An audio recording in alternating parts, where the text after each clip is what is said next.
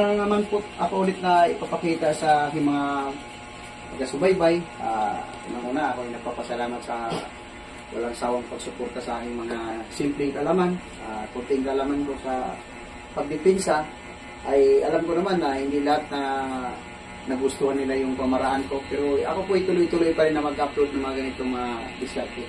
Pero sa mga tumangkilik sa aking mga video, ako po lubos nagpapasalamat.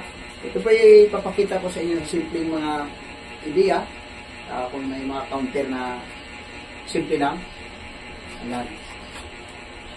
Yan. Pwede nito. Diretso na. Suntok. Kahit sa, halimbawa ito sa gilid ako. Sa.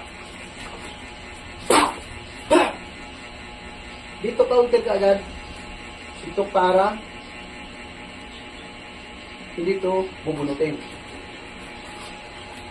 Papakita ko sa inyo kung mabilis yung mga saksak ito mabilis. Sak.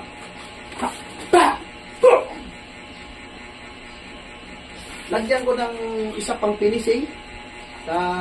Gusto mong medyo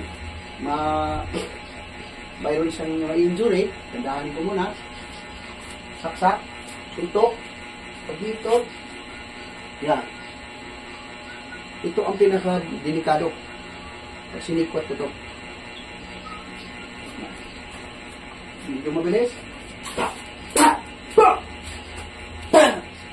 Ito. Napakita ko sa inyo lagyan ko ng agaw. Agawin ko ito. Pero kung tutuusin, pag sikwat ko pa lang doon sa dito sa kanyang injury na, malalaglag na yung patalim niya. Sa suntok. Pag suntok mo ito, pag ikot ko nito, yan, pwede ko na damputin.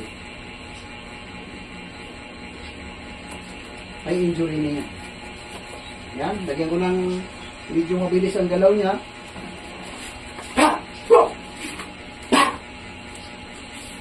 Halos dubli ang itong paghawak to, baka isipin niya na paghawak ko dito sa time, ito yung talim. Ito may injury na, pwede na malaglag na yan. Kung hindi malalaglag, finishing dito, dampot mo. Yan.